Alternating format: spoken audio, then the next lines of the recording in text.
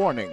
The following podcast will contain subject matter that on the surface may appear tame and for everyone. We here at Orsini's Uncensored Mind can assure you that it will not be. You will hear adult language. We will have a complete disregard for your feelings and emotions, and we will have zero restraint on the opinions shared on this show. There will be no safe spaces available for anyone listening. So, if you're one of those individuals offended by literally everything, this is not the fucking show for you.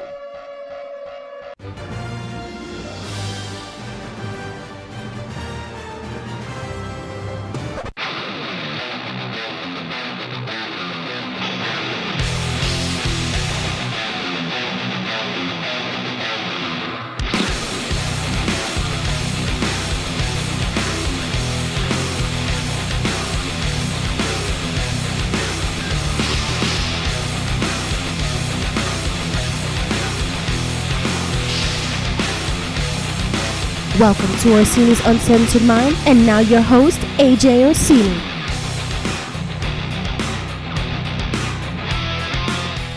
Phase 3 here. Yeah, I know. But we, again, just like Phase 2 ended with an end of an era, Phase 3 also ends with an end of an era. It is our final Captain America film, Captain America Civil War, debuting May 6, 2016. The usual suspects. We get a few new characters. William Hurt makes his return to the MCU here. And we have the philosophical debate here. Christopher Marcus and Steph McFeely return as screenwriters, the Russo brothers as directors. This film was predominantly wrapped around the moral, ethical debate. The storyline that stole the hearts not only of all comic book fans, but actual casuals who didn't pay too much attention to comic books, paid attention to this storyline before it even became a film. Well, first of all, I know where you're going. I was sucked into it when we were playing the video game. The video game. We played the video game, and I saw the Marvel story Alliance 2. It was wrapped around the pro-anti-registration storyline. And I saw it unfold, and we played the game twice just so I can see the pro side and then the anti side. So I was really hyped up for this. I was like, okay, which side are they going to go? Who's going to go where? Yeah. I want to see all the stories unfold. And then, I didn't see anything for those that was in the video game. For those who were suckered in, for those who were like me and their super marks, they paid attention to the Phase 3 reveal.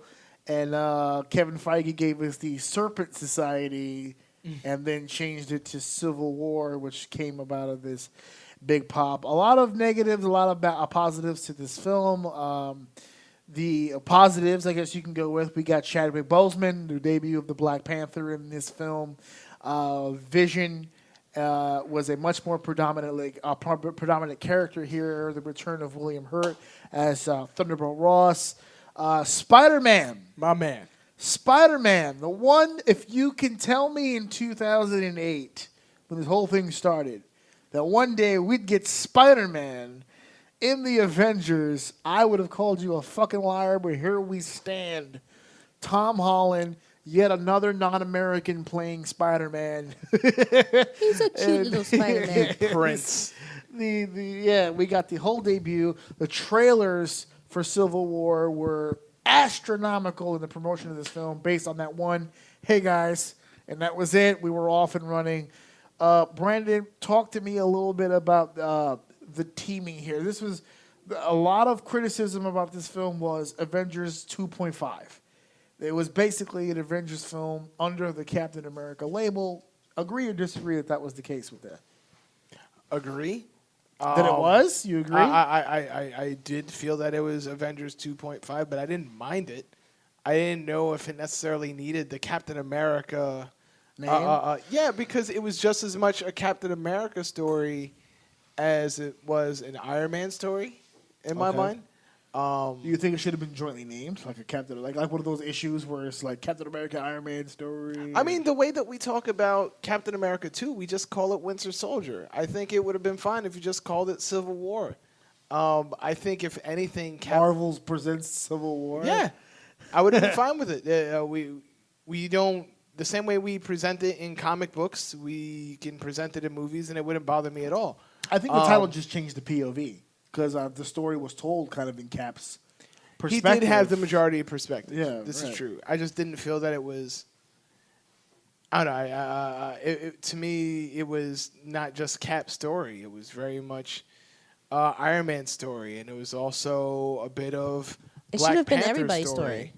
If it's Civil War, it Avengers should have been 2.5. it should have been everybody's story. I mean, even in the comic book, Two huge debuts, it's Black really, Panther and Spider-Man in this film. Yeah, it's and the way that the story plays out, it's also Winter Soldier is a very important part of this narrative, and it's oh my God, it's so much is going on that it's hard to call it just. Even though the majority of the perspective may have come from Cap, it's so tough to just call it a purely Cap movie. This is very much about Cap and Tony and their friendship and loyalty, and where does loyalty lie?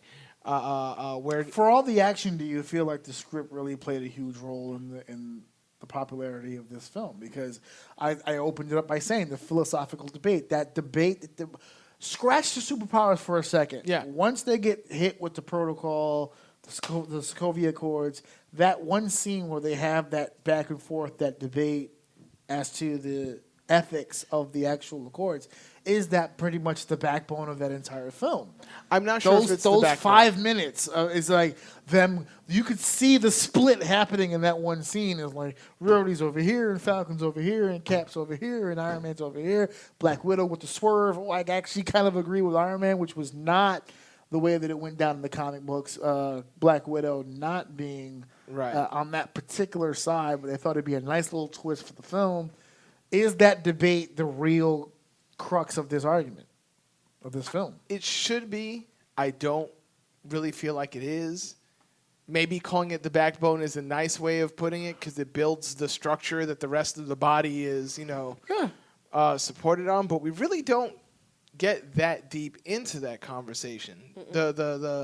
That scene's pretty much where it ends. Yeah, and then it became like a personal issue after that. It's very much like if you ask me what this movie is about, it's not about whether or not it's right that heroes are held accountable for their actions, but more about trust and family and friendship.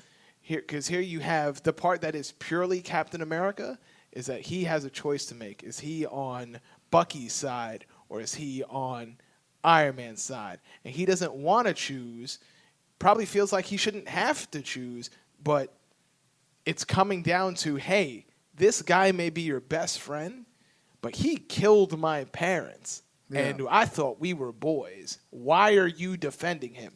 This is no longer about the Accords. This is no longer about...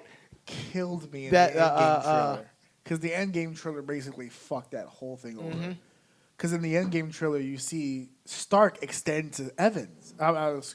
Stark extends to Captain America. Do you trust me? And Captain America goes, yeah, I trust you. Why the fuck are you asking him if he trusts you?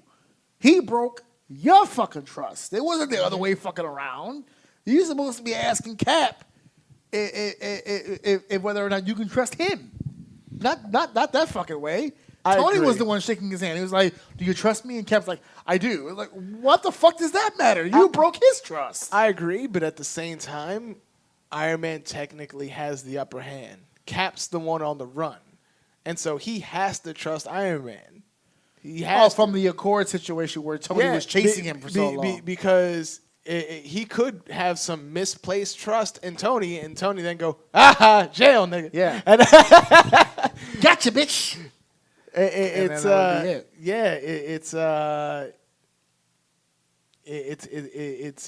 a situation where I agree. I see what you're saying. Right. I like what you're saying. I feel it. Feels good. But I understand where it's coming from. Having Tony have to ask, hey, do you trust that I'm not going to put you right back in jail right now? Well, as complicated as that storyline really gets, Marvel zigged with this. They gave us basically an Avengers film. They zigged to the left, and then they zagged right after, because on November 4th, 2016, they gave us a brand new something else to sink our teeth into. Doctor Strange was released Oh, I never got to say my thing. about. That's true. Yeah, no. I was gonna say that I agreed with him that this film was basically about a feud between two main characters, and I think they just slapped on Civil War since Civil War was a feud and people had to take sides. Usually when people fight, you take sides. So I think they just So you feel slapped like it on was the forced? Civil War. Yeah, it was forced. They just slapped on the Civil War because they're like, oh, people know Civil War. Let's just slap that title on there and let's just call it the Civil War, even though it had nothing to do with what the comic books was about at all, I feel like. Like they completely No, changed the yeah, origin. they really did. They changed the complete origin. But how can you tell that? You know what I whole mean? thing? You can't. For those of you who are wondering how the whole thing started in the comic books, a nuclear bomb went off in a school. You can't do that shit in a Disney film. You just can't. Yeah. Nitro can't come and it's funny is that the whole premise of that storyline with Penance, the whole storyline wrapped around the Penance character, you cannot do that shit in a Disney film. Nope. As dark as that shit was, there's no fucking way. Although it would have been unique because that storyline was wrapped around the whole reality TV series deal with I think it was the New Warriors, was it? Yeah. And right, exactly. And you think on TV that would have been pretty cool, but the whole death of hundreds of children thing would not have run well with the Disney crowd, so they had to. It's already assumed They that came up with children died when the UN Ultron. bombing. Yeah. So it was, they made like some sort of implication for that whole deal, right? Yeah, and those I mean, they didn't crossbones have to had an show explosion. children dying. I mean, in Disney films Technically all the speaking, time, in the comics, you didn't see children die. You parents just die saw- all the time. The Bambi's mom, somebody's dad, somebody's dude, this. you're They naming shit from always the 40s, no, bro. but- Everyone no, but died in I'm the just 40s. Saying, I'm just saying, somebody always died. So why not show like a bomb going off, Well, but they not did. actually showing the children's in bodies, the comic, and then just hold on, showing hold like on. a funeral service, In the comic, and you just don't showing see the kids news. dying. There's they didn't actually illustrate the death of children. Yes, but what I'm saying is, school- then Disney could have done that storyline. Then No. there's no way. But because this, I mean, if pirates can show a hanging scene in the beginning, then why not do this scene? I think they're No, two different entities. I understand what you're saying, but I feel that enough has already happened. You had Ultron Like, you go didn't need and it, drive. yeah. You had Ultron go and drop an entire city or country or whatever the fuck it was supposed Sokovia? to be. Sokovia. It's a That's city, what yeah. that's what. Yeah, I'm the confused. thing- Was it a city or a country? A I very don't even tiny know. country. Yeah. I don't know. Wundagore. And but it's that one place being dropped is what the Accord is named after in the first Right. place. So that's supposed to be their inciting incident. Yeah. But we don't They're using the have death of millions, which included children. I guess. we didn't have the time to go and look at okay, so now these Accords singular are event. in. Yeah. We didn't have the timeline of which people had to choose whether they signed up or not. We didn't have the timeline of Iron Man straight up going to Luke Cage's house and Luke Cage saying, I ain't moving. We didn't have the time of having Yeah. Ben Grimm say, I'm not going to choose, I'm going to Canada. Yeah. Like so much happened around the entire Marvel universe, but the MCU is much smaller than that. Yeah, it is. And the As time big to as it tell is, it this actually is tale- smaller. Yeah. You know, and the time to tell the story is much smaller. And so I wasn't expecting it to be the Civil War that I know from comics, but I did expect the that seriousness of the the- to the- me the that's still a question. very The serious tone, yeah. the tone to be carried Yeah. over, but we didn't get that tone. As you said, it was more Yeah. about loyalty and family. It became something You else. know. after, yeah. What 'Cause yeah. the criticism I hear a lot is Zemo. Zemo, like Ultron, is a big. Zemo, as of right now, if you think about it, we're on our 22nd film. Zemo is the only character thus far, besides Thanos, that's defeated the Avengers. Mm-hmm. He defeated the Avengers. But a lot of He people won are in still Civil War. unhappy because that's not the Zemo. No, they it's not know. the Zemo that they know, right? But they did give Zemo the proper respect in being the strategist that he was. I agree because I like Zemo, but that's a big criticism that I hear. But I like Zemo. I like what was done with him. It may not be the Zemo I know, but I like. Well, the now Zemo that we I got know. all that out, we are heading into a different realm here. Now we're heading in a completely different a direction. strange realm. Us, if you will. We took yet another risk, but by now, 2016, I mean, risks they were playing with house money at this point, and they took us into a different direction here with the introduction of Doctor Strange, November 4th, 2016. And you could tell that it was a throwaway because they threw this bitch out in November. They were feeler. Benedict Cumberbatch, one of the greatest thespian human beings who has ever lived, makes his MCU debut. The face on Brandon Lewis right now. He comes in as Doctor Strange. She's one of those individuals where I thought, I don't know. And then he completely boggled my mind. What did you think of Benedict's performance here as Doctor Strange? This movie came at a point where we are now shipping out Marvel movies like, we're mass producing these motherfuckers. There's no hit, there's no misses here. It's all hits at this point. And I think Doctor Strange, very much like Ant-Man, was a movie I actually caught on Netflix. I didn't actually see that in theaters. Oh my god! We didn't go to the movie theaters for that. We saw a bootleg. Yeah. So at this point in time, I'm just watching bootlegs now. To be fair, 2016, we had a fucking newborn or like a 1-year-old at this point. So it doesn't even matter. It doesn't even matter because I had just given birth. 2 months later, he was already at somebody's house so that we can go out for my birthday to continue the tradition. So I'm not even. Yeah. No. She gave birth. But at this point, yes, we saw it on bootleg. So at this point, and I think Ant-Man. And then we saw it again when it came on Netflix to get the better quality of it. But I mean, Doctor Strange, I thought it was okay. Again, I thought it was, wrestling terms, a mid-card match. Somewhere I put as a cooler match origin movie. in the middle. But again, I don't let that be an excuse, though. Because I loved Captain America 1. Bad. That was an origin movie. It wasn't a bad movie. I mean, it was higher than Ant-Man. Why is my favorite part of this movie Rachel McAdams reacting to the broom? That was like one of my biggest fucking... See, you don't even remember. Remember, he like did the whole scene where he jumped into the thing and it caused like a wave effect and she was sitting there chilling. All of a sudden, the mop fell. She just fucking jumped out. Brilliant acting. Brilliant. I loved Benedict... I'm going to not use his real name. The chemistry between Strange and... what was the other guy's name? Not Wong. Mordo, yes. Yeah. That interchange after he survives the attack and they're going back and forth about the burden of being the Eternal and all that stuff, and they're just going back and forth.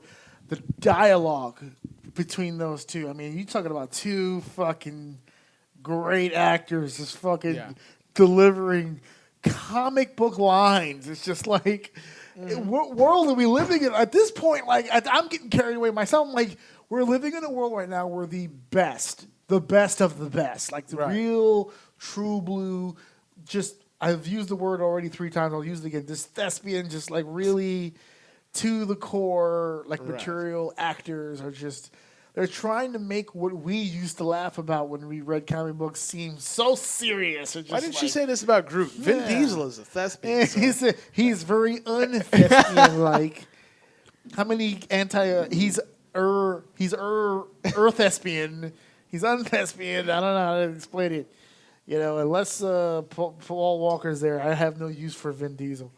At no point do I have. So Doctor Strange comes out, and I guess mixed reviews, right? It seems like everybody here has a little. Everyone's like, it's like I thought it was all right. It was a good, solid movie. Was it as good as Winter Soldier and hell no. Guardians of the Galaxy? How dare you? No. Was it as shitty as Thor and Ant-Man?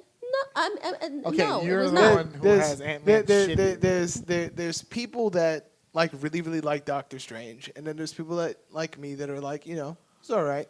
I think Doctor Strange, if anything, and he's not alone, the movie is a show that there's a formula for Marvel movies. Where this was the most blatant case for it, yeah. Where like, it was all right, but it's very much the same thing that I've come to expect from all of them. You've got your hero, you've got your threat, you got a bunch of witty lines. Some of these lines I don't expect to come from Doctor Strange. Talking about having Wi-Fi, talking about Wong having one name like Beyonce. you know, Eminem. Yeah. The Eminem drops. You know, there's a lot. There's a lot of witty references that we come to expect from Marvel movies. So it's entertaining. It's did its job. I like how he beats Dormammu. Dormammu is actually also played by Cumberbatch. Dormammu. I've come to bargain. That was a good scene. Yeah. I like that. And we finally got to see the full power of a stone. Yeah. Because he utilized that time stone almost. I mean, that became a staple in the Infinity War movie, that whole time stone deal and all that other stuff. I mean, really, more than anything else, everything else we've just kind of got like little instances of what they can do. We didn't really see full power. Like, Hawkeye got turned into a villain with just a dink, you know, Tink. It's a little tink. And so we go from Doctor Strange. We're back again, Mrs. O. Guardians of the Galaxy Volume 2. We're back again. May 5th, 2017. The usual suspects. We added in a few more characters here. Screenwriter and director, again, James Gunn. Mrs. O, did you appreciate Volume 2 as much as you appreciated Volume 1? Yes. Yes! Our sequel stands the test of time. This movie was heavy on the Bautista, okay? Drax was the comic relief of the entire fucking film. Chris Pratt took a back seat to the comedy because I guess because of the whole father storyline, he had to be a little bit more serious. Drax was the star of this film, I believe.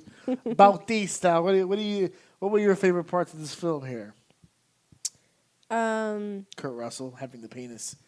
That's the best. That's the best scene in the whole film. Do you have a penis? Do you even have a penis? No, his interaction with his interaction with Tell me you guys the Mantis. Mantis, yes. You know, you are hideous. Yeah, so, I like you like a pet. No, but the scene where Chris Pratt. I like how they didn't go off script and they just followed with tradition of the first one. They didn't try to go in a different direction. Like, this is who we are. Let's stick to it, and it worked.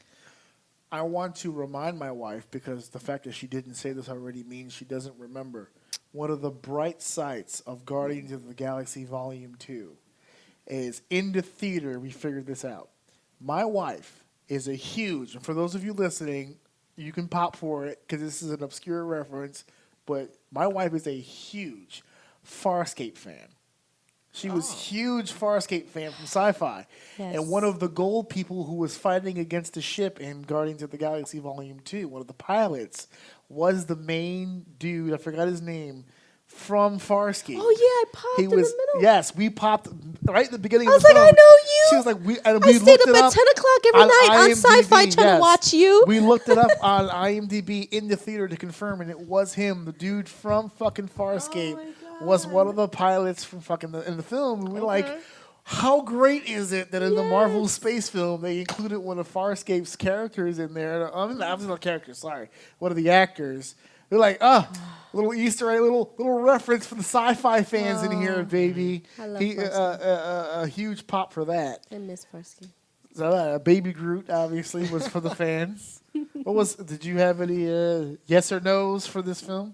I don't think I enjoyed it as much as the first one, okay. But I don't think it's actually any worse than the first one. They plateaued right there. It was a lateral move. Yeah, it was more of the same for like Doctor Strange. It was following this formula. I like seeing more Drax. I was amused by Mantis, but Mantis was nothing like the character that I read. Mantis is supposed to give birth. She's supposed to be the celestial Madonna, and is supposed to give birth to the most powerful, being in the planet. There's a whole event about this. She was just some random character, and she was just some random character, and it was just like okay, and very funny character. Yes, but it was like I don't know what's happening, but okay, cool, it's funny. I just looked it up. The character's name in Farscape was John Crichton. Yes. And the actor's name was Ben Broder, and he was in the film, and we fucking popped super hard. I don't know why that's the biggest takeaway from that film, but it totally was. That and, of course, Kurt Russell and Sylvester Stallone being in the same film since Tango and Cash. That was another thing that I put it out in the theater, and I was alone in this. Hopefully, somebody listening to this will Wasn't support. that like Kurt Russell's like comeback? Like he hadn't done anything for a very long time. I thought. No, I think the Quentin Tarantino film. What was that? Death Proof. That was the comeback. But that was how long ago? And he's done a shit ton of movies since. Okay, well then all B-rated shit Not because he finally B-rated. came back with something I good. will berate you. You're B-rated. Don't besmirch the good name of Kurt Russell. Speaking of besmirching, we were already not upset. Excuse me. What am I talking about? We were already excited about the possibility of Spider-Man being in Civil War. He got his own film here in Homecoming, July 7th, 2017. Tom Holland, Michael Keaton, Jon Favreau. Donald Glover has a credit in this for being in there for 5 minutes.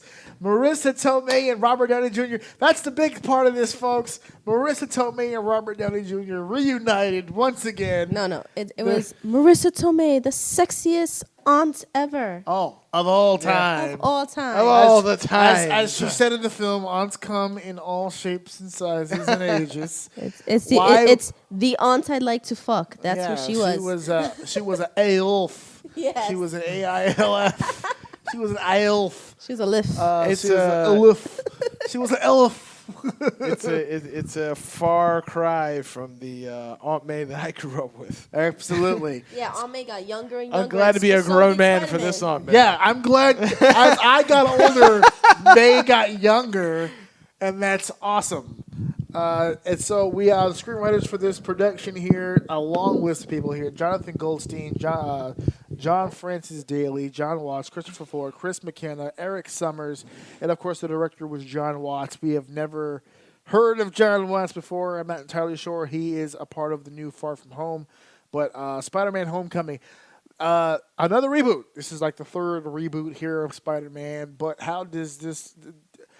I was just gonna ask how it ranks amongst the rest. Fuck that. How does it fit well in the MCU? Because the other ones kind of seem like an offshoot compared to where MCU is at this point here in 2017. Is this a welcome addition? Does it feel like a Sony film, or does it feel more like an MCU film? No, it feels like an MCU film. It fits well, but I thought that was an interesting phrasing of the question. Does it fit well? Yes. Because if you're just a casual fan, you don't give a shit at all. But this movie sparked a lot of debate within the hardcore MCU fans of the Marvel timeline, because this one goes backwards. It happens during, or at least begins during, Civil War. This is before, like we're getting the initial meeting of Tony Stark and Spider-Man like meeting up, which gets him the trust to summon him into the Civil War. It's both an origin story and how I got into the Avengers story. So it's how it fits into the MCU is just a very interesting question, because it was a very odd fitting timeline-wise. Timeline-wise, Yes. yeah, I agree with that. But 100%, performance-wise, did it feel like a Sony or a Marvel film?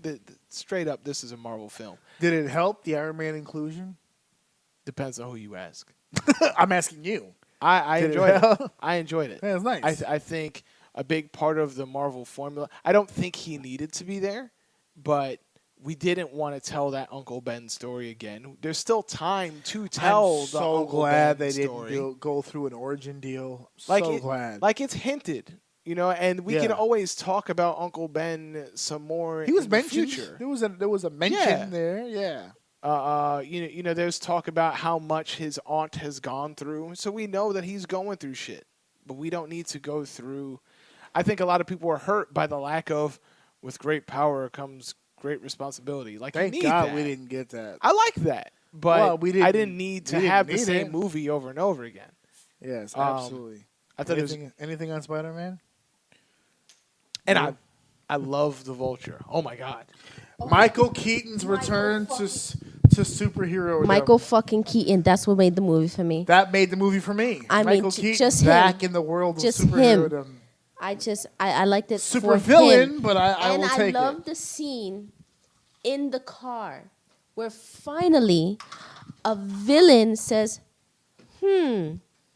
Spider-Man was there, and you happen Oh, to be in yeah, the same place Yeah. he The villain was? who put it together. Oh, shit. You're Spider-Man, you You know, prick. like finally smart enough to put 2 and 2 together. Every single time my daughter's somewhere, every time something seems to happen, you're nearby. I wonder. So I like that scene in the car. It's like finally a smart ass villain, and it had to be Michael Keaton. That's what I love about you, Michael Keaton. But I liked, as much as he was a good guy and a hero, he was a good villain, like on the opposite end of it. I think he's You an know? underrated villain. I think he's probably in the one of the best villains. Like we talk about Thanos, we talk about Killmonger. I think Vulture is up there. There's not a lot of people who, and I don't care if he's a thief, you know, when it comes to people who had global motivations or cosmic motivations. He was a local villain, but he was still a great villain. So fucking good. Yeah, well written. Shout out also to, I believe it was our first Marvel, I guess, legacy character, because Shocker was killed and then replaced. Yes, we had two Shockers in this film. We had 2 Shockers in this film. Those big shout out to those guys. Just goes to show that minions can be replaced. Yeah. That. Just like that, we can replace you, you fucking pricks. Yeah. All right, next film up. We're getting to the end here. Look, we're breezing. How many more movies do we have November left to go? 3rd, 2017. We have to talk about this, and I really don't want to. I want to. I want to. Okay, But so let's not. I know that people are going to want to hear about it. I love it. Because I've been bitching. Do it. I've done this bitching mode on my show 1,000 times, so I don't want to rehash. Okay. But Thor Ragnarok is next. November Fantastic 3rd. movie. Fuck yourself in the ass with a rubber love dick. it. 2017, the year of Ragnarok, and I don't know why. Chris Hemsworth, Tom Hiddleston, Kate Blanchett is what really made this movie sad to me, because Kate Blanchett, And her theme song. a true thespian, Ah.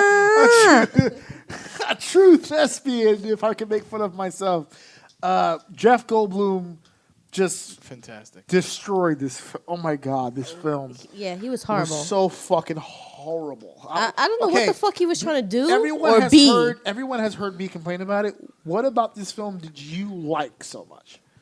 Oh, I thought it was great. I thought it was hilarious. There you go. That's why I didn't like it. Hilarious. This movie was too funny. I liked.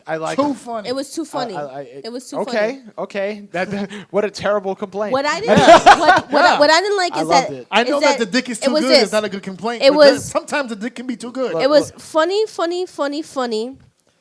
then I it had to can't go buy- from it had to go from 100 funny down to 0 being serious. Yeah. But then the next Like, second people it are was fucking funny dying again. in this, and then like it's And I followed couldn't immediately take by that. comedy. I'm like, Yeah. what? Yeah, it was too up and down Your for me. father's dead. Be serious for like 5 fucking minutes. Yeah. Look, How do you I- follow the death of people with shtick? That doesn't make any sense. I don't think it's a perfect movie by any stretch of the imagination. Oh my fucking That is God. hilarious. I like the fight scene. And it's between Thor and- perfectly symmetric with the fact that the director, the crazy ass director, did the voice of Korg himself. Yes. Good. Yes. I'm glad. Yes. So I can critique this fairly by saying the whole thing was ass. Sure, ass. if you want to. It was Cool. ass. I thought it was hilarious. I thought it was great.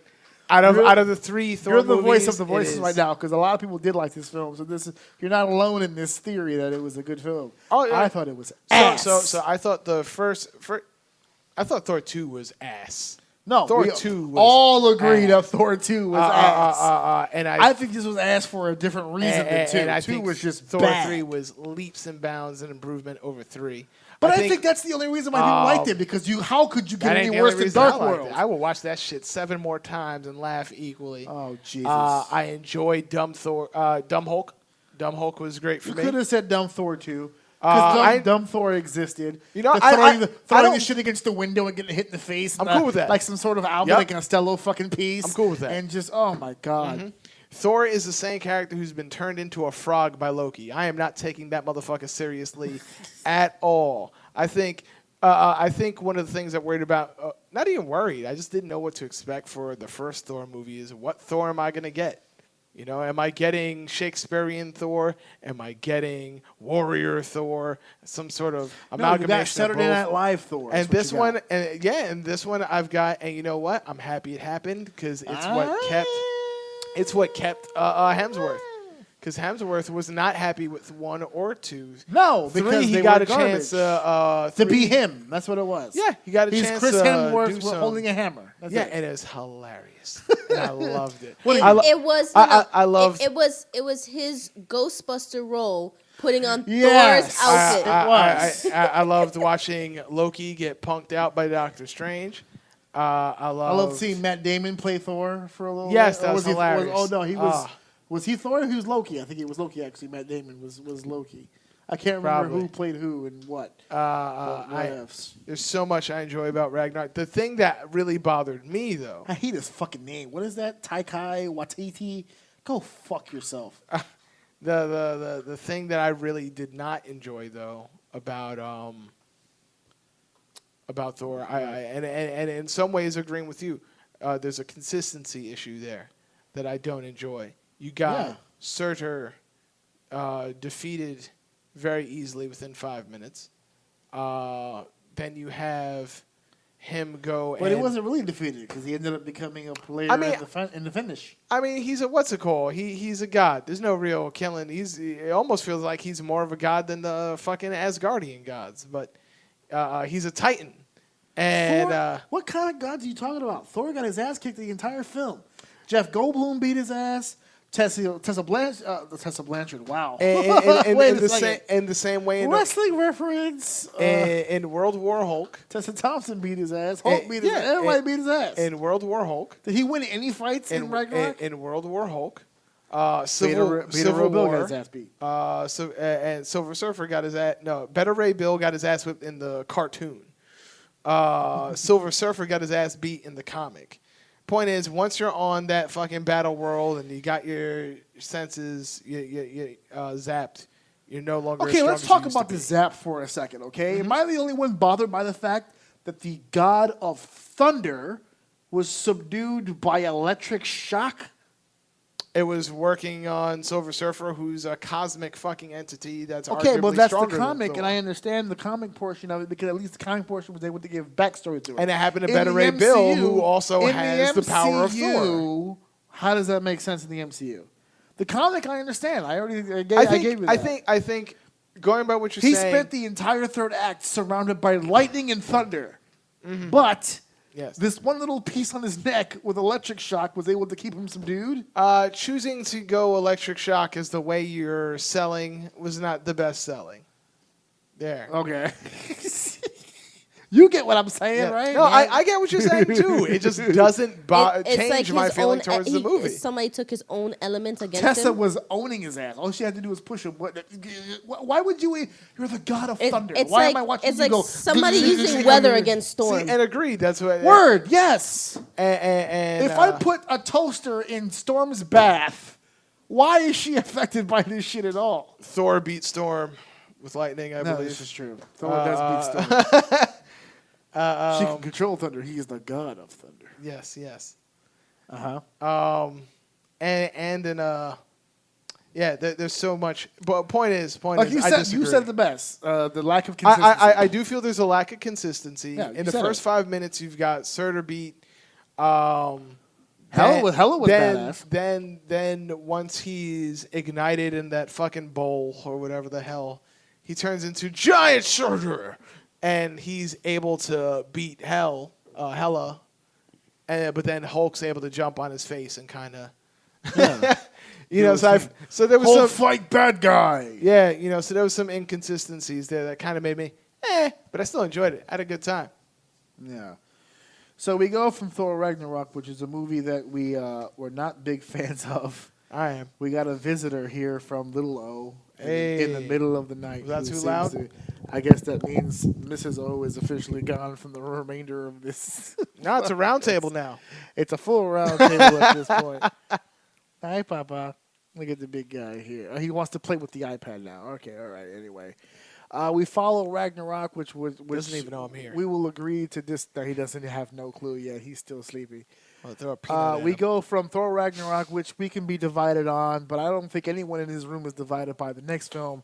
February 16th, 2018, Black Panther gets released here. Litany of people here: Chadwick Boseman, Michael B. Jordan. Just a long list here, introducing us to even new stars. Winston Duke, a huge surprise for me. M'Baku or M'Bakbe or whatever you want to call it. Angela Bassett and Forrest Whitaker, bringing him the veteran status here. This to me, top to bottom, was just a very well thought out, well planned, articulate film. Do you understand, you Brandon, the hype behind this film? Because I have a lot of friends who are of the African American persuasion that being black felt like this was kind of the Obama movie. This was the push by the African American community that this film is being regarded as a much bigger film than it actually was. Concur or unconcur? Culturally, I think it's one of the biggest movies of this generation. Culturally. Do I think it's the best film? No. Top 10 of the 22? Yeah. Okay. Fair enough. One day maybe I'll actually compile that list. I'm going to put that on myself at some point too, but go ahead. Yeah, we don't have to do that right now. But it was definitely one of my favorites. Had some action that I enjoyed, especially that bar scene with. Oh yeah. I think I think it was a mistake maybe killing off Claw, but because I think he's a fun villain in the Avengers universe. But maybe we'll get a new Claw. A Claw works for Shocker. A Claw where the contracts work out much better than the one they had with Andy Serkis. No. But you had a damn good cast. You had a very good story that spoke about the culture of not just being black in America, but being black and how it relates to your relationship with Africa as well. Because there is, there's friction. You could be African American, but in Africa, the way they look at you and the way you look at them, and culturally how you mix is not the same. Right. And so we have these relationships between family. Literally, they were actual family members, but also family, as a race. These are, you're supposed to be our people. You're a kingdom. You're a powerful kingdom. And where were you? Where are you now? What do you? Yeah. And so you had these very strong issues, and there's so many things that. Very much like Guardians of the Galaxy, the way I spoke about it audibly and visually being this, treat. Black Panther, the same thing. Musically, visually, the costumes, how stylish these costumes were, the way that dancing and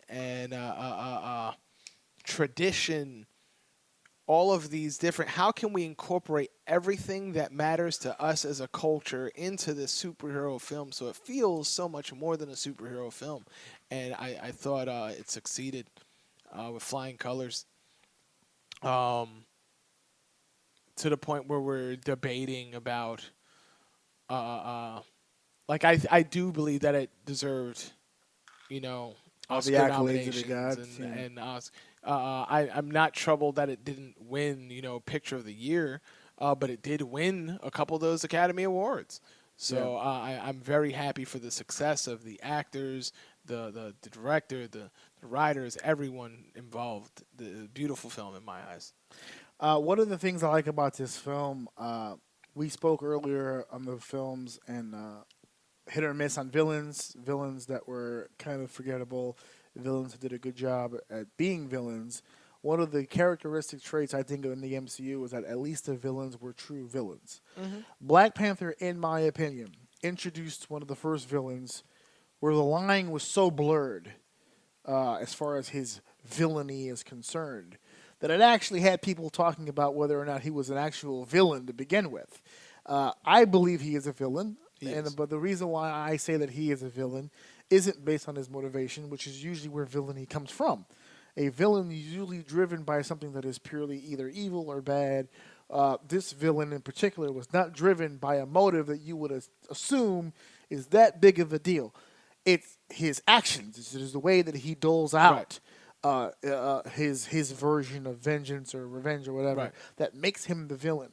But it's really one of the first villains that, regardless of what race you are, you have to actually sit back and contemplate whether or not he's a true villain. Like he blurs that line a little bit, and I'll take you to the scene where the opening scene for him as Killmonger, when he's looking at the masks and he has the lady speaking to him about the culture, like he doesn't know. And he hits her with the line, what do you think your ancestors got these things from? You think they paid a fair price for them? Or they just...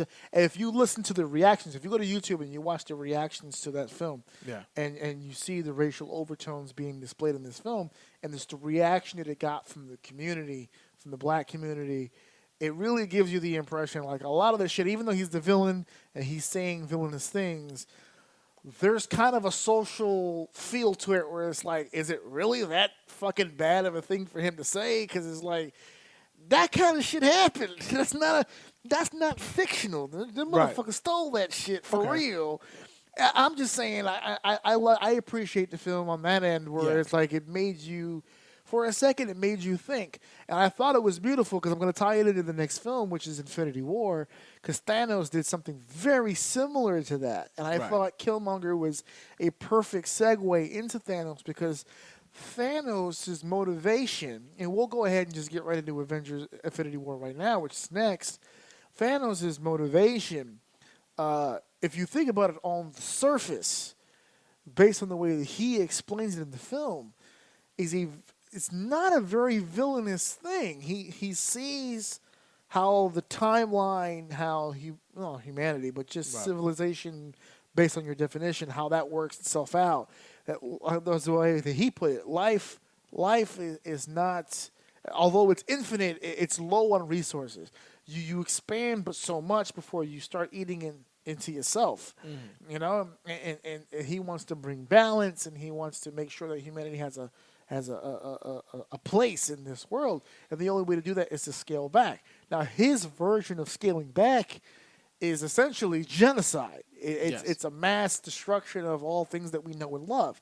That's what makes him the villain. But if you take it at base value, his villainy, so to speak, I'm using air quotes, it kind of runs on that line of like, because even people who hadn't seen the movie yet heard his basis and literally went, well, I mean, he's not that wrong. I mean, he's got a point with scientifically he makes sense. He's just going about it in a very douchebag-like way.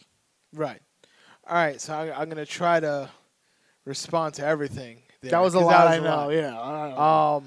As it pertains tangent there, but as it pertains to Killmonger, in my eyes, he's a villain straight up. There's no debate about it. Yes. No, but I know people that have referred to him as an anti-hero. Yes. And he's not. He's a not. villain. He's a villain. True. All villains believe that they are heroes. They believe they're doing the right thing. What makes them villains is how they go about carrying it out.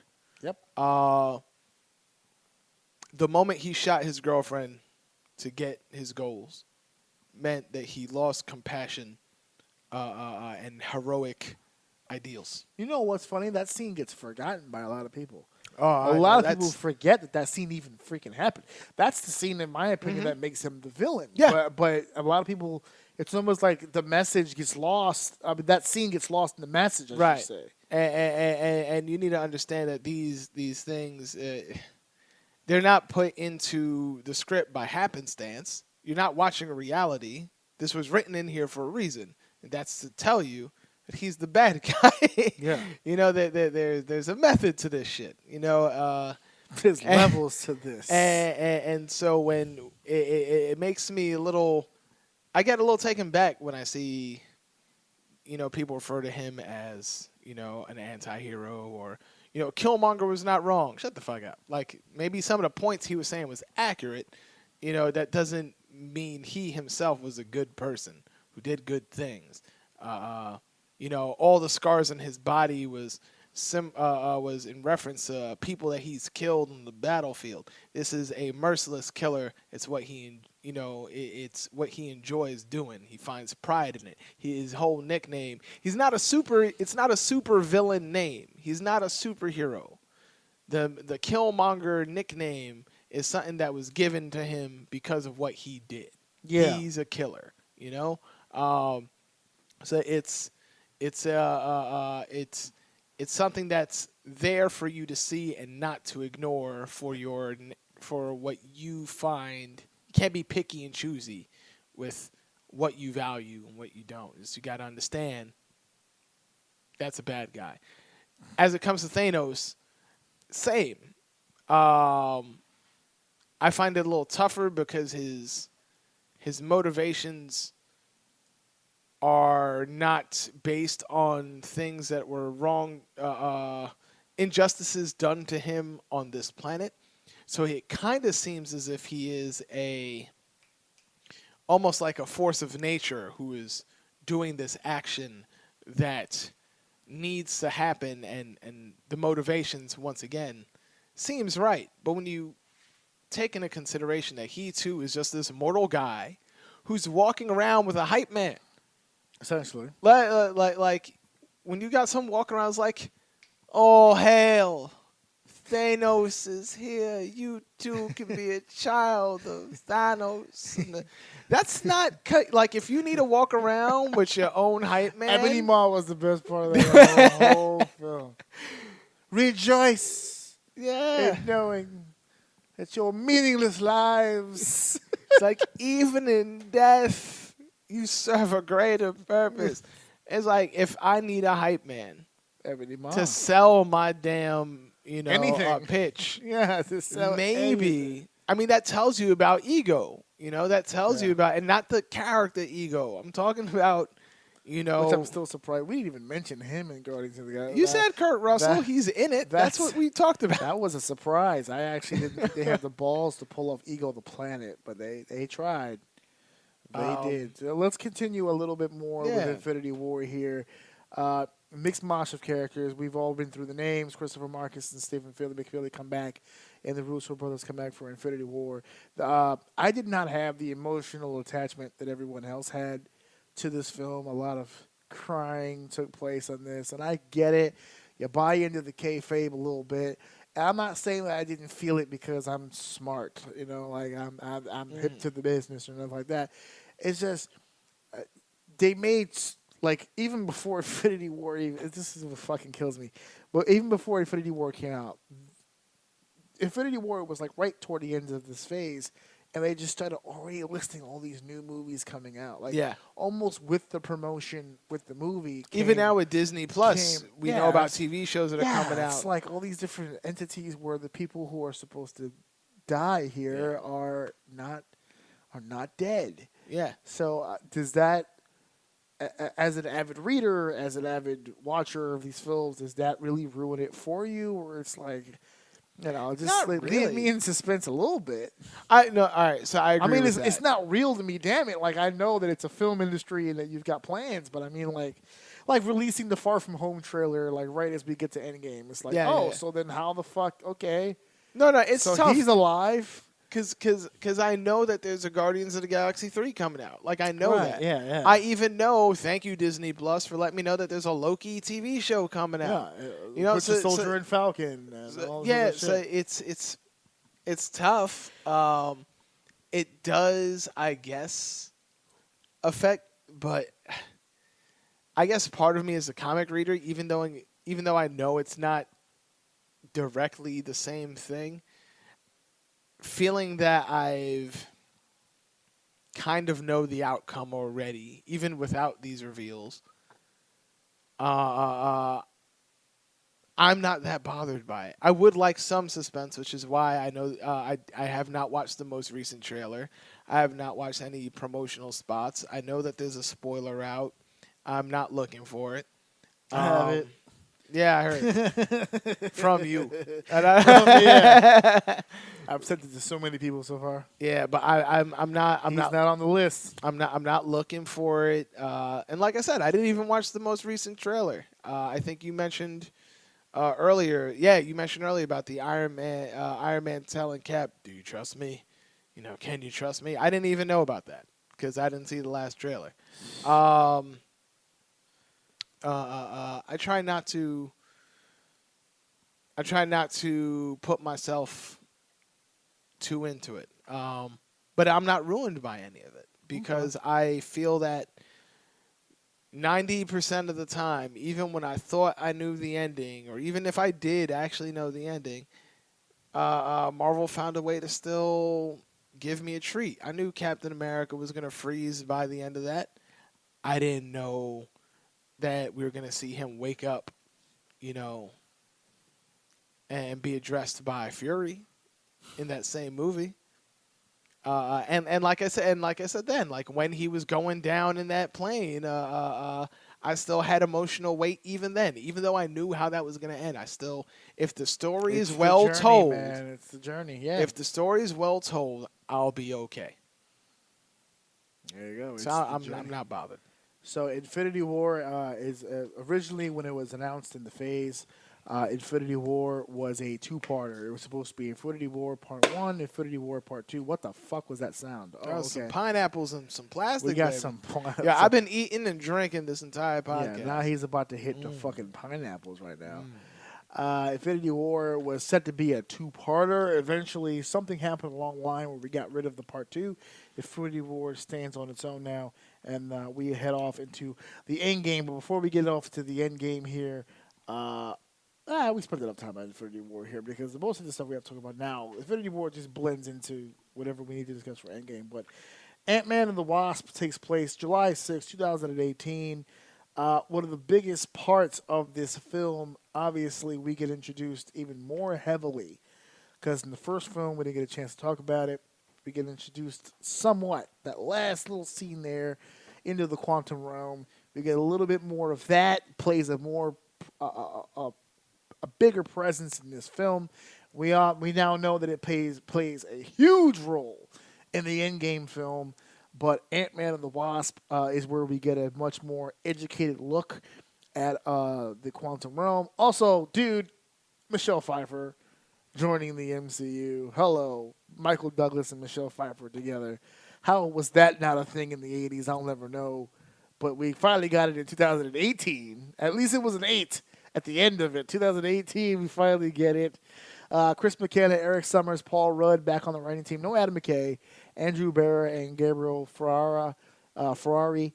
Director Peyton Reed returns. Ant-Man and the Wasp. Does this feel like yet another fill to the next thing? This sumbitch, to me, seems like it was just destined. It was put in such a bad, poor position following the emotional run of Infinity War. How do you follow Infinity War with the happy-go-lucky feel of a fucking Ant-Man film?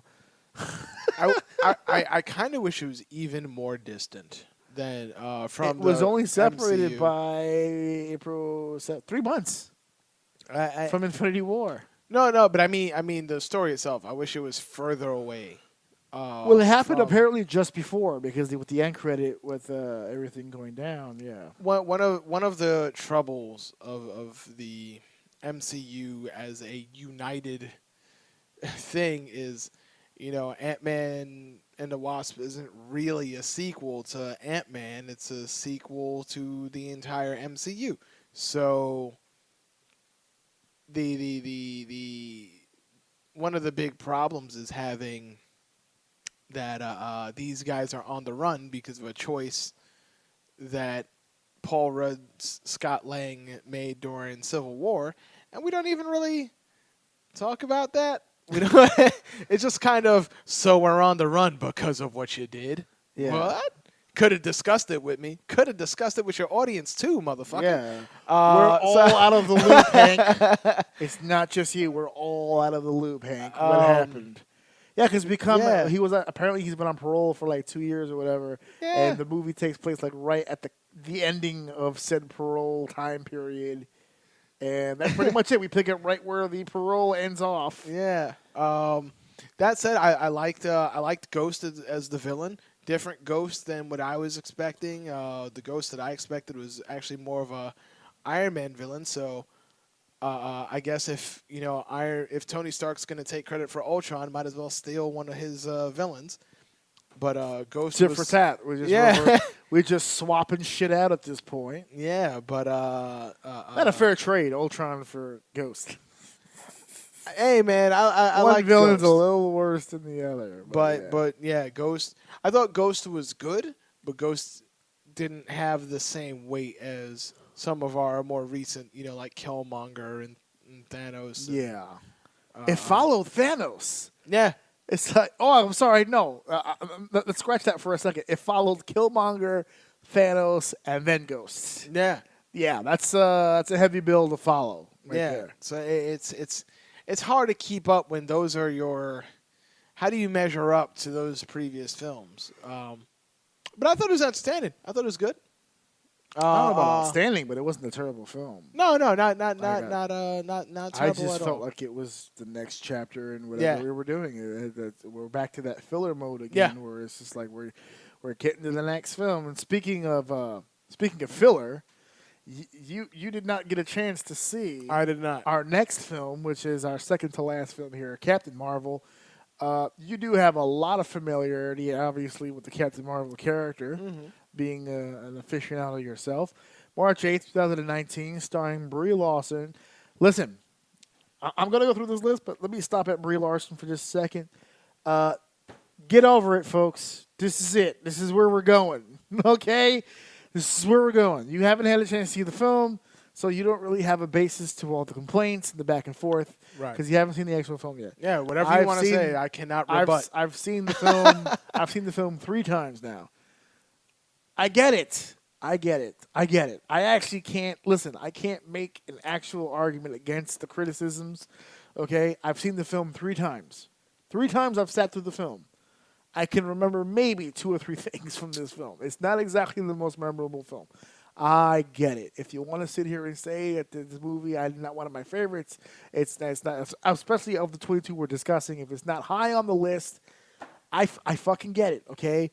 But do not tell me that a movie that has gained over $1 billion in the fucking box office is just the worst thing you've ever seen. If you don't think it's the greatest film of all time, or if you just don't think it's a really good movie, I get it.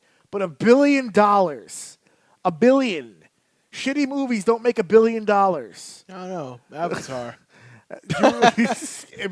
Avatar made 2.7. It's the highest grossing of all time. And honestly, Avatar isn't a shitty movie. It's just overrated as fuck. I will concur with that. I'll co-sign on that end. But for people who are just literally just destroying this film, yes, I concur.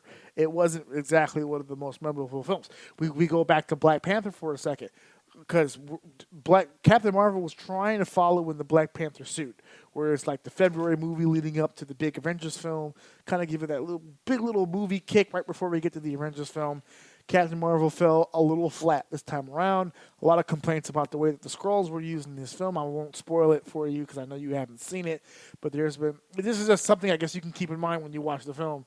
There was a lot of complaints about the way the Skrulls were used here, the relationship between Captain Marvel and the Skrulls, the way that they did the whole Marvel thing, just completely twisting it. Brie Larson as the person, not the movie. Getting a lot of flack for her quote-unquote political stance leading up to the release of the film. And then when people saw the film, how, I don't want to ruin it for you, but feministic it felt and blah, blah, blah, blah, blah, blah, blah, blah, blah, blah, blah, blah. Long story end here with a short version. It did its fucking job, which was get you into the theater thinking about Marvel again, because we hadn't been thinking Marvel since the summer. Ant-Man and the Wasp. It got you thinking about Marvel again leading up to fucking Endgame, to the point where you fuckers shut down an entire fucking website, okay? You guys broke the internet buying movie tickets, and I think this movie, while it may not have had a huge role in breaking down the internet, definitely got the juices flowing and got people wondering about the damn Endgame movie coming up. We have the reintroduction to a higher scale of the youthful... The younging of actors, like we did with Michael Douglas and Ant-Man, Samuel L. Jackson and Clark Gregg. Clark Gregg returning to the MCU after years of being shunned by Joss Whedon. I miss you, Clark. He's back in as Agent Coulson, a young Agent Coulson. And as a big fan, I don't know how big a fan you are of Agents of S.H.I.E.L.D., the show. I caught a little, there was a small, right here, small little tear in my eye because there was a scene in the film where Clark Gregg does a little something cool to gain Nick Fury's trust. And it took me back to one of the episodes from when Daisy did something and that earned Coulson's trust and that little give and take. That Okay. It was a nice little nod. I personally took it as a nice nod to the show. Yeah. Where it's like it was a nice little moment where here's Coulson gaining, his respect and his trust. It was a nice little dial back to the show. To me, anyway, I popped hard for it. It's a really good movie. If you really just keep your mind open to the idea that it's an MCU film. If you hold this movie to the comic book, you're gonna get the same result you do with all the MCU movies. You'll be disappointed. Screenwriters Anna Boden Ryan, Geneva Robertson, and directors was Anna Boden and Ryan Fleck. Another team duo for Captain Marvel. That ends our Captain Marvel section there, and that's it. Avengers Endgame. Here we are. Oh, wow. The final film here. That went by so quickly. Did it. Heavy editing will be involved in this fucking show. But we're here at the end game. It's the last film here of Phase 3. When we first started this, literally, even this episode here, we started saying that when they first started doing these movies, the phases weren't really a big plan. As we got a little closer to the first Avengers film, they came up with 3 phases. Yeah. They had no idea at that point how successful it would really be. We're already talking a 4th phase. Shang-Chi, Doctor Strange 2, a new Spider-Man film, which has already been released. Eternals, Guardians 3. Guardians 3. We have a laundry list of things. This also brought into it the first, what do you, they decided to kind of give this era a title. It's like the Infinity Saga. era. Yeah, the Infinity Saga for the first 3 phases. Because which is another thing because we had never before heard of the phases like these phase 1, phase 2, phase 3. Now we've got to a point where we can actually put like a bookmark and say, this is you got Infinity Saga. That's what this is. And now the next thing might be phase 4, but in time we might be referring to that period as another thing. What will that next thing be? Well, from what I understand so far, phases 1 through 3 will be known as the Infinity Saga. From phase 4 to wherever we'll end up, so far is being nicknamed the Cosmic Saga. Okay. They're leading more towards with the Eternals and Guardians, and we're going to be spending a lot more time cosmically. Let's talk just a little bit real quick here about the Endgame film. I did see the spoiler itself, so I will not speak on the leaked things that I did see, but I will ask you here, as everything we just discussed. I mean, we've been here for forever talking about the shit. Endgame is the end, literally the end of all of the shit that we've been discussing. Some people will not make it through this film. It's just a matter of numbers. Right. But we are being promised the greatest 8 minutes in cinematic history here with our big ending here. You and I used to be these little kids sitting in the corner somewhere, not wanting to be bothered, reading these comic books, these strips, just pages upon page, inks upon inks, getting our hands all inked up and cut up from paper cuts. And we fast forward to 30 years, and we're about to see the greatest comic book story ever of all time unfold in literally just 8 minutes.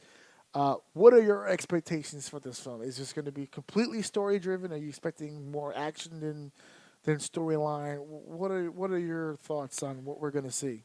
I mean, we're definitely going to get some story. I mean, as much that happened in Infinity War, because a lot did happen. We still got a lot of drama in there as well. Yeah. So I don't expect that to change. Seeing Thanos defeated in comics and wondering how exactly, if exactly, he will be defeated on film will be interesting. A good point. If he's defeated at all, right? And so it's, it's Thanos it's gets beaten in the comics quite a few times. It doesn't necessarily mean he oh dies. yeah, I mean when you're the bad guy and comic books, a marketable bad guy. Yeah, you're going to have to lose at some point, and you can come back later refreshed and better than ever. But at some point, the good guy's tale has to continue, Yeah. and so you face defeat. But is it really defeat? How will you be defeated? These are all things, and I'm dodging your question because the real reason is I don't know. I don't know. That's good though, isn't it? I mean, 11 years of material, you don't know what to expect. Yeah, I know contracts are ending, but I don't know who lives. I don't know who dies. I don't know who stays on to become a mentor role or pass the torch. We know for some of them, Anthony Mackie and Sebastian Stan have a long run left in them. Tom Hiddleston. But if there's anything I know, this all kind of like we got teases. The Tesseract was in Phase 1. The Tesseract became one of and the we just the broke mind the gem. Tesseract in Phase 3. Like Yeah, it's been around for forever. Yeah. And so my expectation is that even though we're in this ending, we don't have to wait that long to see the beginning of the next phase, whether it be at the end of the credits or we get little teases somewhere in the film that we don't even recognize. I think we're going to already have the beginning of our next phase. As, in fact, let's say arguably, even though it would make no sense, let's say arguably this movie is, I don't want to say whack, but a little weaker than we'd hope. Mm-hmm. Normally when the movies that we get in the MCU are weaker is because it's previewing the next thing. Yeah. So I expect that no matter of who lives, who dies, what happens, we're going to get ATs of what's to come. Yeah, I mean, you would think this is the culmination, like you said, but who fucking knows? Because if they're already planning for a Phase 4, there has to be an amazing end credit at some point, just leading you. Because that's how we got Thanos, the big end credit at the end of Phase 1. Any hope that this Fox deal changes anything with Endgame? This Fox deal, because they haven't released the film. When the Fox deal was made official, the Endgame had not been released. There could have been some last-minute editing done here. Of course, there's the big rumor, and I don't normally deal in rumors, but this is one that I'm excited about. Some sort of Galactus thing at the end here, leading off to the next big villain, or I would love for that to be the next big villain. Even if they don't do anything with it, just to kind of throw that out there. I've heard the rumor, so yeah, that's thankfully not a thing. Like, I'm not going to be coming to you like, why? Did you see something? Yeah, but because Lord knows if I did, I would have said something by now. All I'm really hoping for, I don't even need much, just small Easter eggs. I think back to, I think it was the Dark Phoenix saga in the old X-Men animated cartoon on Fox. Yes.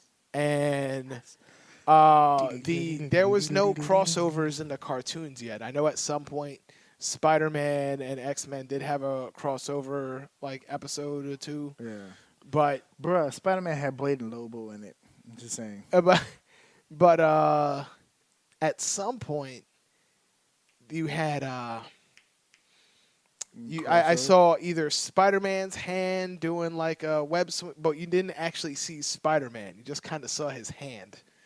And like that was it, because there was all this shit happening in New York. And Spider-Man obviously operates in New York. That's right. So his you central base. So you just see like a hand. That's it. That was all they showed in the cartoon. And so I would be fine just seeing like fucking Namor's head pop out of the ocean and be like, what the fuck?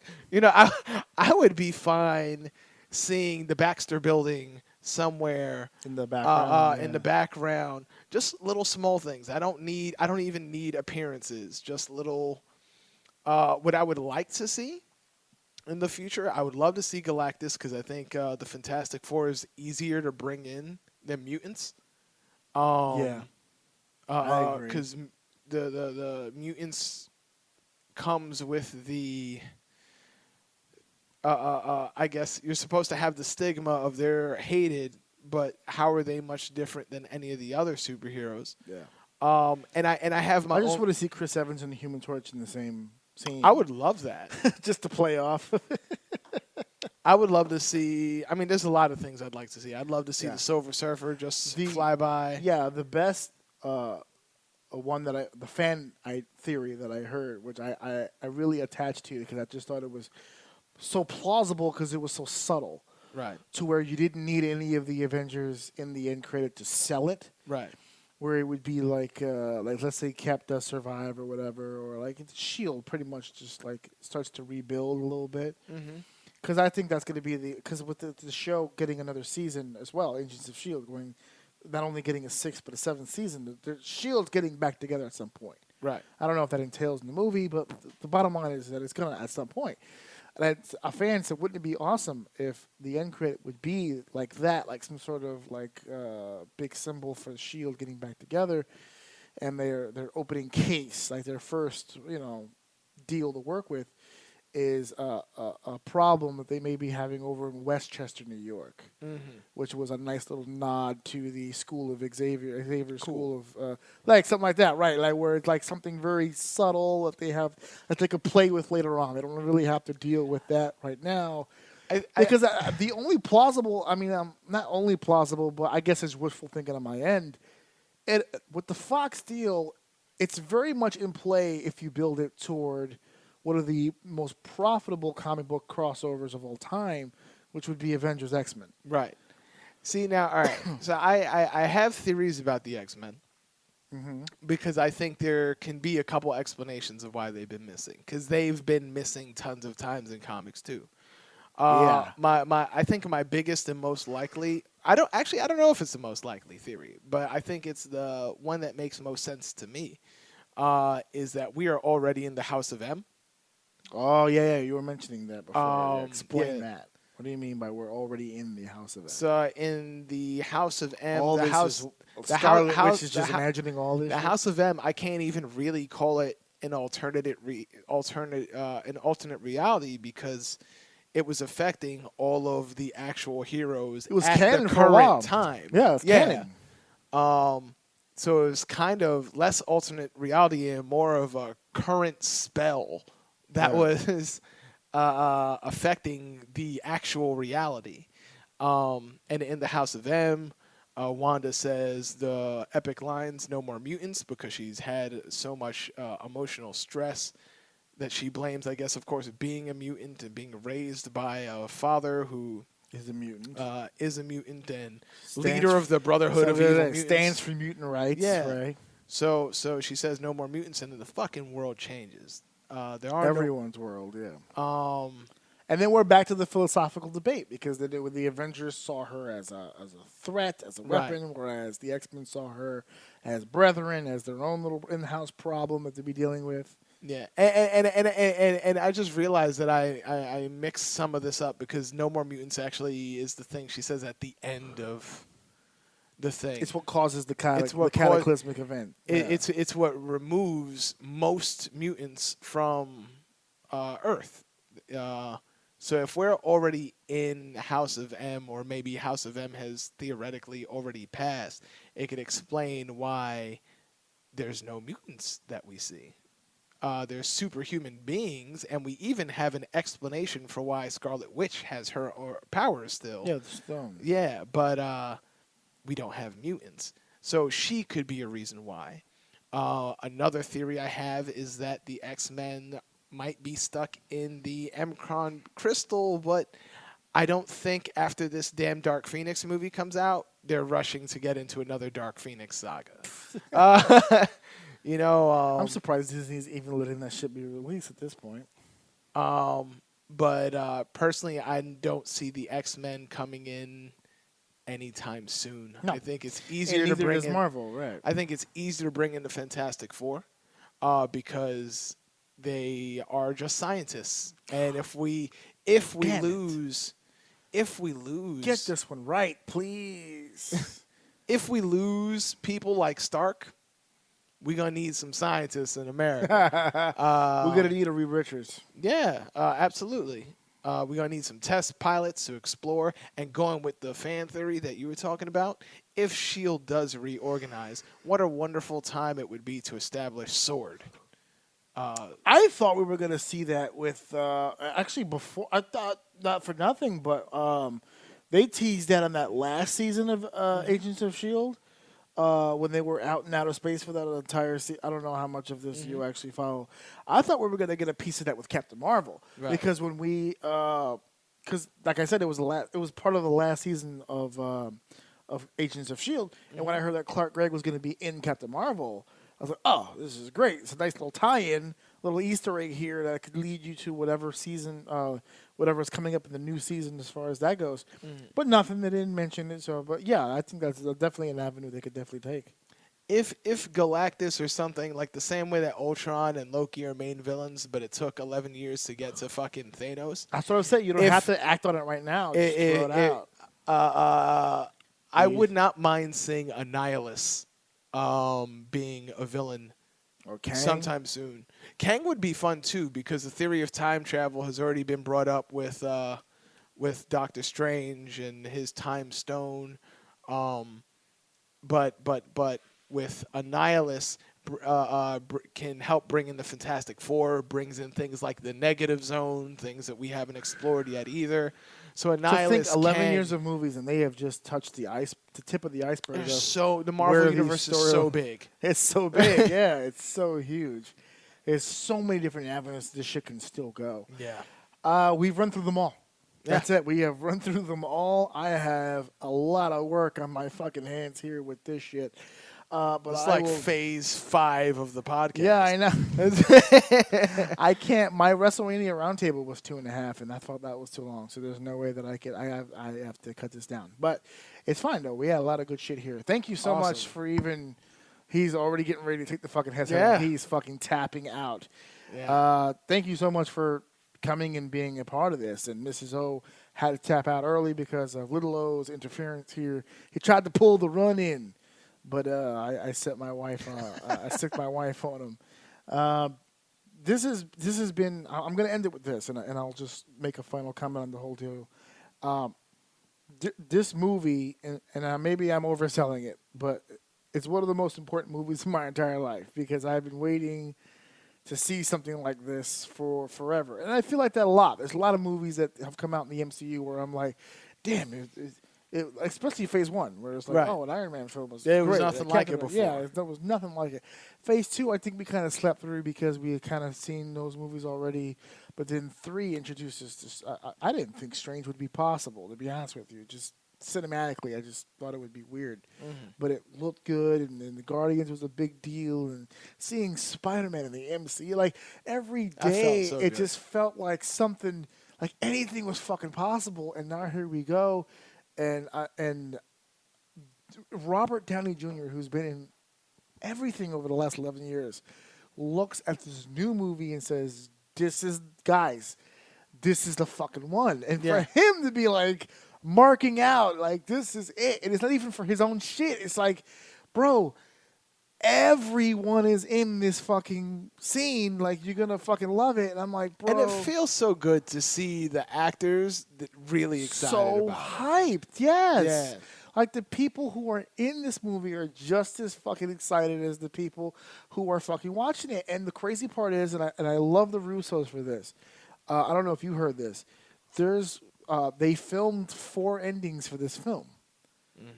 The actors who are in this movie have no clue how this fucking movie ends. Yeah. So they're going to be watching it with us, the same as everybody else, to see which one they went with. And it's just, I'm super excited. That's why I did this week. I hope you're super excited. I'm hyped. I'm going to be away for the opening weekend, so I'm fucking mad right now. I'm probably going to see Captain Marvel during the opening weekend. and I catch and lead you into the Endgame, and then see Endgame during the week because it's Easter break, baby. Yeah, spring break, man. We get to Yeah. do what we got to do. So this is it for the MCU episode of Oceani's Uncensored Mind. I'm going to be doing MCU shit all fucking week, even for the remainder of this week. This airs on Wednesday. The movie comes out officially Friday, although there are some screenings on Thursday. For those of you fools out there who spent thousands of dollars on those tickets, I hope you enjoy the fuck out of this film because you damn sure paid a lot to do so. So this is going to be great. Even though this was long, I had a fun fucking time doing this. I hope you guys had fun, or you guys. My wife's not here, but I hope you had fun. I had a great time. I always shit. love coming down here, except for that one Royal Rumble, man. I just did not. Was it even Royal Rumble? Was it like a Money in the Bank? I just did not care. But I normally have fun when That's I'm because here. you weren't following it. I think you're following this. No. I I was just very sad with the direction of WWE at the time. Just wasn't very exciting. so glad I didn't have you on the round table for WrestleMania then, because that would have been awkward. Although Matty Ming, when we got to the main event, did mention that he also did not care.